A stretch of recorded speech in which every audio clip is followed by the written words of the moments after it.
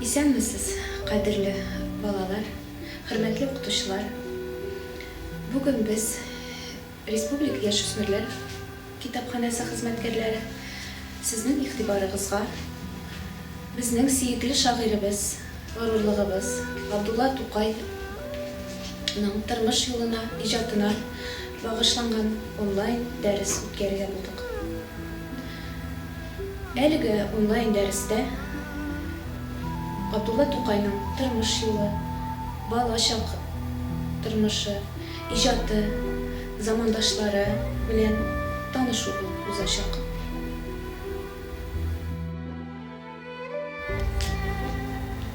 Телсез идек, Тукай безне телле итте, җырсыз идек, Тукай безне җырлы итте.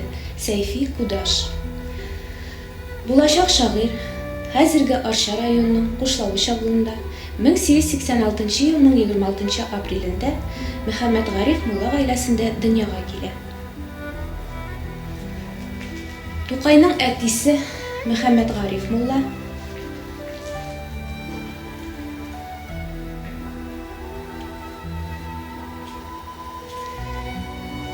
әнисе Биби Мәмдүдә.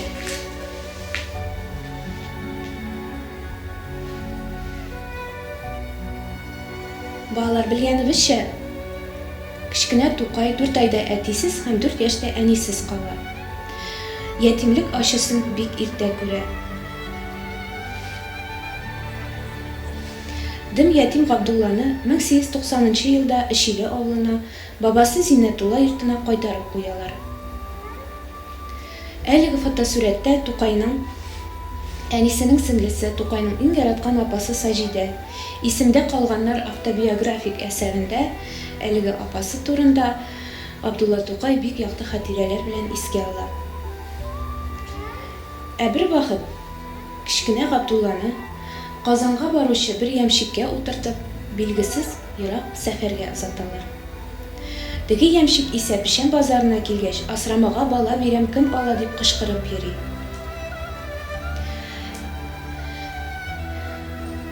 Яңа бистәдә яшәүче Мөхәммәд Вәли белән Газиза апа шулай итеп ятим Габдулланы уллыкка алалар. Кечкенә Габдулланың яңа әти-әнисе һөнәрчеләр булганлыктан, ярыйсы гына урта хәлле гаиләдә көн күрә башлый Габдулла. Исемдә калганнар автобиографик әсәрендә бу ата-анам икесе дә эш кешеләре иде, шуңа күрә миңа әлеге йортта ачтырырга туры килмәде дип яза. Ләкин әлеге рәхәт тормыштагы озакка бармый. Мөхәммәд Вәли белән Газиза апа авырый башлыйлар. Малай яңадан Ишиле авылына кайтарыла. Инде миннән мәңгелеккә котылган дип уйлаган бу гаиләнең мине ничек каршы алганнарын уйлап белергә мөмкин дип яза Тукай автобиографик әсәрендә. Берникадәр вакыттан соң 1892 елның җәендә Кырлай авылы крестьяны Сәгъди абзый аны үзенә уллыкка ала. Габдулла монда башка урыннарга караганда озаграк яши башлый. Оядан ояга күчеп җылылык эзләп йөргән бу сабыйга Кырлай мәрхәмәтлерәк булып чыга. Беренчедән, бәләкәй Габдулла монда башка урыннарга караганда озаграк яши, хәтта сабакка йөри башлый. Икенчедән, Кырлай авылында ул үзенең киләчәк иҗаты өчен нигез булачак бик күп рухи байлык туптый. Шулай итеп, Сәгъди абзый әкренләп кенә кечкенә Габдулланы крестьян хезмәтенә күнектерә. Әлеге фотода Кырлай авылы Сәгъди абзый йорты, хәзер анда Тукай музей йорты урнашкан. Рухи яктан авыл крестьян тормышын тәмам күңеленә сеңдергән Тукайны көннәрдән бер көнне Кушлавыч авылының Бәдретдин исемле кешесе эзләп таба да Уральскийга алып китә. Шулай иттереп Тукайның авыр хәсрәтле бала чакчыры тәмамлана. 1895 елдан алып Тукай Ураль шәһәренә күченә һәм апасы Газизә белән җизнәсе Галиәскәр Госманов йортында гаиләсендә яши башлый. Җизнәсе аны Мытыйгия мәдрәсәсенә урнаштыра. Тукай параллель рәвештә 3 еллык рус мәктәбендә дә белем ала башлый. Мәдрәсәдә Тукай гарәп, фарсы, төрек телләрен үзләштерә, арабский, турецкий, персидский языки. Ә мәктәптә рус һәм Авропа әдәбияты белән бик кызыксына башлый. Шулай иттереп, 1894-1907 елларда Габдулла Тукай Урал шәһәрендә яши башлый. Әлеге портретта Тукайның остазы, укытучысы Мотыгулла Төхвәтуллин.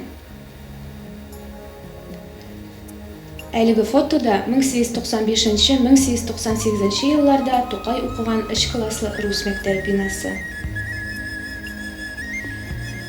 Менә әлеге фотографиядә сез Габдулла Тукайның мәктәптә укыганда язган шигырьләр җыентыгын күрәсез. Габдулла Тукай Камил Мотыйгый белән Уральскийда якынча 1905 ел. Габдулла Тукай тормышында яңа этап башлана. Дусты Камил Мотыйгый Уральск типографиясын сатып алганнан соң Габдулла Тукай анда наборщик булып эшкә урнаша. Шулай итеп Тукайның журналистик эшчәнлеге Камил Мотыйгый белән бергә башланып китә. Типографиядә кунап төнеп эшли, беризлексез шигырь мәкаләләр яза, тәрҗемә итә. Шулай итеп Урал шәһәрендә ул шагыйрь һәм журналист буларак таныла. Әлеге фотода Габдулла Тукай иптәшләре һәм хезмәттәшләре арасында Урал шәһәре 1907 ел. Әмма Габдулла Тукай барыбер туган ягын сагына, Казанга тартыла. Әлеге сурәттә Бакый Урманчының парад шигыренә иллюстрациясе. Сездән аерылып туганнар, җайсыз, уңайсыз тору, бу тору әйтергә мөмкиндер кояш, айсыз тору дип яза Тукай парад шигырендә. Әлеге шигырьне Габдулла Тукай Уральскийда яшәгән чагында Казанны сагынып яза. Шулай иттереп 1907 елда көз айында Тукай Казанга кайта. Казанга кайткач та Габдулла Тукай үзе теләгән журналистика һәм әдәбият өлкәсенә чума. Ул Казанда татар интеллигенцияләре белән таныша һәм дуслаша. Тукай белән язучы Фатих Әмирхан арасында кыска, әмма мәңгелек дуслык урнаша. Драматург Галиәскәр Камал белән берлектә Габдулла Тукай 1908-1909 елларда сатирик журнал «Яшенне» чыгаруда катнаша. Тукайның тагын бер дусты язучы, публицист Хөсәен Ямашев. Язучы Гафур Гылахметов белән Тукай Шәрык клубында кичәләр, концертлар, лекциялар оештыра. 1908 елда Әл-Ислах газетасында эшли, әлеге газета редакциясе урнашкан бина.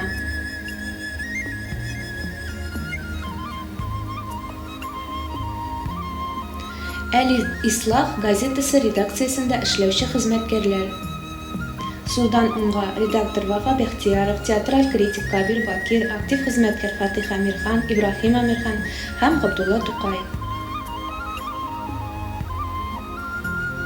1909 елда Тукай үзенең үткән балалыгы турында «Исемдә калганнар» дигән автобиографик повестен яза. 1910 елда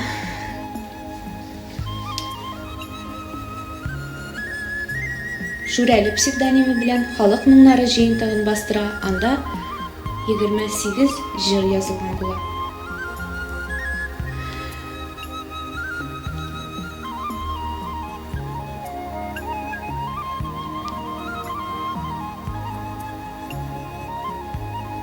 Бик шагыйрыбыз Габдулла Тукай бик аз гомер эчендә гаять бай иҗат мирасы калдыра. 50 проза әсәре, 8 поэма һәм китап, 80 шигырь иҗат итә. Без шулай ук Бөек Тукайыбызны балалар әдәбиятына нигез салучы буларак та беләбез. Казанда кыска гына гомер эчендә Бөек Тукайыбызның балалар өчен булган 13 китабы басылып чыга. Халык иҗаты буенча 4 китабы басылып чыга. Габдулла Тукай 1907 елда Шүрәле әкиятен, 1908 елда Суганас әкиятен яза.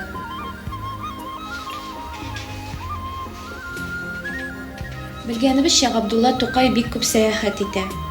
Түбән Новгородта булып кайта, Сембер губернасында була, Әстерханга Сәгыйть Рәмиевкә кунакка бара.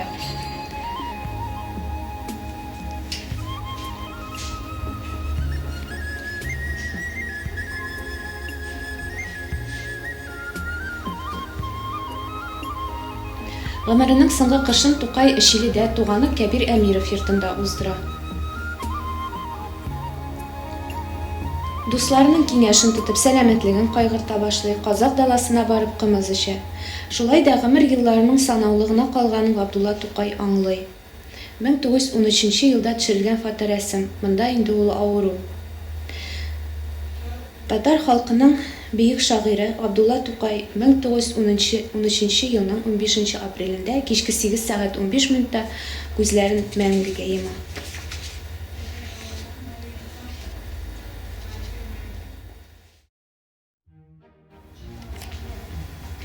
Хәерле көн, хөрмәтле укучылар. Сезнең игътибарыгызга татар халкының бөек шагыйре Габдулла Тукай әсәрләренә багышлап язылган китапларга онлайн күргәзмәсен тәкъдим итәбез.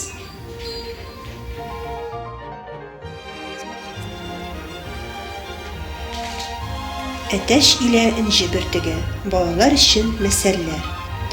2016 елгы китап. Бу китапта Габдулла Тукайның Эзоп, Константин Ушинский, Лев Толстой үрнәгендә иҗат ителгән мәсәл хикәятләре урын алган.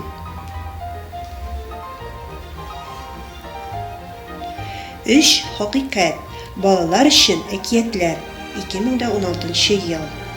Бу китапта укучылар барыбызга да яхшы таныш булган Шүрәле, Су анасы, Кәҗә сарыклар белән беррәттән үз бәхтен эшендә тапкан ташчы егет, Комсыз бай һәм Чыпчык белән таныша аласыз. Бәхетле бала. Балалар өчен шигырьләр, поэмалар, автобиографик повесть, мәсәлләр. Әлеге китапта татар әдәбиятының классик шагыйре Тукайның балалар өчен язылган шигырьләре, поэмалары, автобиографик повесте, мәсәлләре һәм аларның рус теленә тәрҗемәләре туплап бирелгән. Тылсымлы сәхифәләр. Әдәби анимацион китап. Бу китапка Габдулла Тукайның балалар өчен шигырьләре рус, инглиз теленә тәрҗемә ителгән татар халык әкиятләре кертелгән. Мультфильмлы дисклар китапка тәкъдим итеп бирелә. Последние капли слезы. Стихотворение. Перевод с татарского. 2016 год. С каждым годом произведение Тукая становится ярче и значимее, сильнее и мелодичнее. Тукай всегда актуален. В книге представлены избранные поэтические произведения великого татарского поэта Тукая в хронологическом порядке.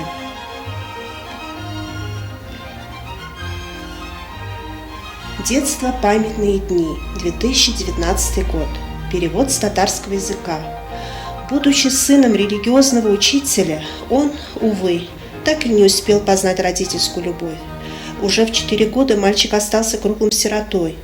Детство Габдуллы прошло в скитаниях от одних родственников к другим, но ни дома, ни семьи он так и не обрел.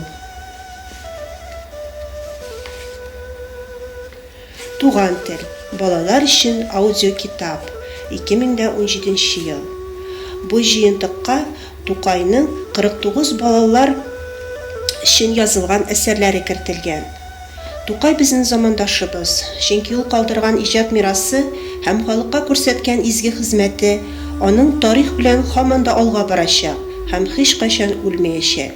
Җанлысыны, барлыгы, яшәве. Кышларга, буран, Су анасы, Кызыклы шәкерт һәм башка әсәрләре аудиокитапка кертелгән. Фаэтон весны. Стихотворение, сказки для детей. Сюда вошли стихи и сказки Тукая разных лет, как Шүрәле, Водяная, сказка о козе баране и так далее. Главная особенность для каждого произведения имеется перевод с татарского языка на русский. И переводы делают разные авторы. Су анасы. Әкият поэма. Бөек татар шагыйре Тукайның Су анасы иң популяр әкият. Аның нигезендә татар мифологиясеннән алынган су рухы ята. Китап мәктәпкәчә һәм кече яшьтәге мәктәп балаларына адресланып язылган. Пишән басары Яһуд яңа кисек баш. Поэма. Бу әсәр Габдулла Тукайның 1908 елда язылып, аерым китап булып чыккан сатирик поэмасы. Әсәр Кисекбаш дини поэмасына охшатып язылган. Бу классик әсәр. Әсәрнең теле катлаулы, алынмалар күп, сынландырулар да күп очрый.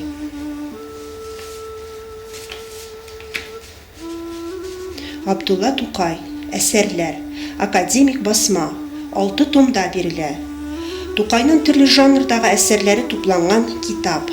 1904 елдан башлап 1913 елга кадәрләре әсәрләре туплап бирелгән. Эш беткәч уйнарга ярый. 2016 ел. Габдулла Тукайның күбәләге, кызыклы шәкерте, Гали белән кәҗәсен, Карлыгач һәм башка шигырьләрен инде ничәнче буын укып үсә. Алар бүген дә самими, садә, дөньяны танып белергә өйрәтә, яхшы күңелле булып үсәргә өнди.